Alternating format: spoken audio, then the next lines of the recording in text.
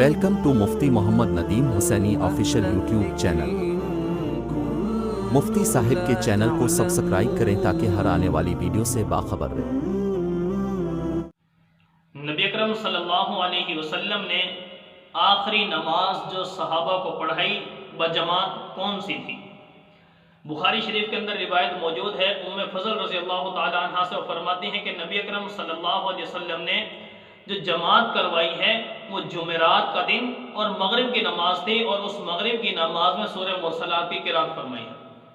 بخاری شریف کی روایت موجود ہے۔ تو اس سے پتہ چلتا ہے کہ نبی اکرم صلی اللہ علیہ وسلم نے جو نماز پڑھائی ہے، جو جماعت کروائی صحابہ کو، وہ جمعرات کے دن مغرب کی نماز تھی، جو آخری نماز تھی۔ اور فرماتی ہیں کہ اس کے بعد نبی صلی اللہ علیہ وسلم نے صحابہ کو جماعت نہیں کروائی، جبکہ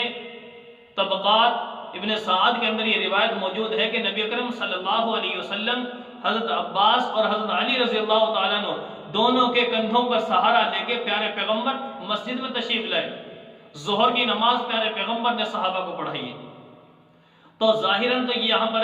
تضاد نظر آ رہا ہے دونوں روایتوں میں، لیکن ام فضل رضی اللہ تعالیٰ عنہ نے جو فرمایا ہے کہ وہ نماز پڑھائی، اس کے بعد کوئی نماز نہیں پڑھائی، اس سے مراد ہے کامل نماز، مکمل نماز، جو تکبیر تحریمہ سے سلام تک پیارے پیغمبر نے مستقل امامت اور نہیں کی۔ جو یہ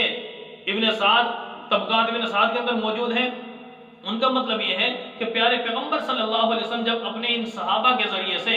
مسجد کے اندر تشریف لائے تو سیدنا صدیق اکبر رضی اللہ تعالیٰ عنہ مسجد میں صحابہ کی امامت فرما رہے تھے۔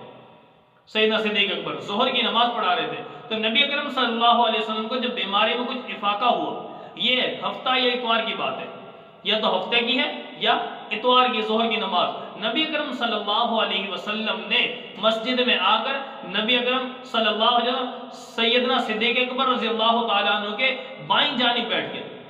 بائیں جانب بیٹھ گئے، جب بائیں جانب بیٹھیں گے تو ظاہر ہے امام جو ہوتا ہے وہ دائیں جانب ہوتا ہے، مقتدی بائیں جانب ہوتا ہے اگر دو بندے امامت اور امامت سے نماز پڑھ رہے ہو جماعت کے ساتھ۔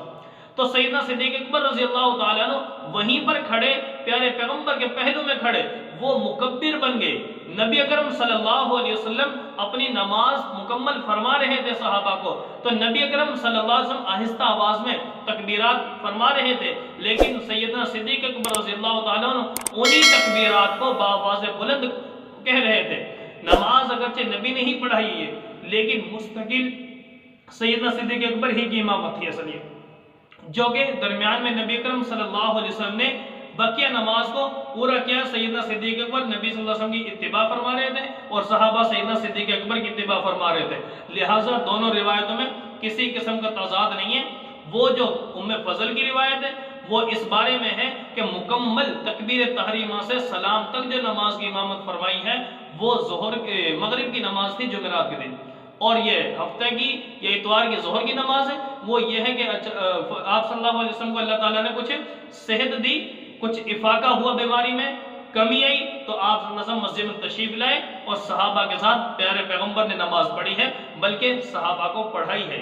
اللہ رب العالمین سے دعا ہے کہ جیسے محبوب علیہ السلام نے نماز کی اہمیت اپنے دل میں رکھ کر صحابہ کو طرز عمل بتایا ہے، نماز کبھی نہیں چھوڑی، بیماری کی حالت میں نہیں چھوڑی، آج اسی نماز کو اللہ رب العالمین امت مسلمہ کے دل میں بھی پیوست فرما دے، نماز کی قدر امت مسلمہ کے دل میں بٹھا دے۔ اللہ رب العالمین پوری امت مسلمہ کو نبی علیہ السلام کے ایک ایک بتائے ہوئے طریقے اور سنت پر چلنے کی توفیق نصیب فرمائے۔ كانوا قليلا من الليل ما يهجعون وبالأسحار هم يستغفرون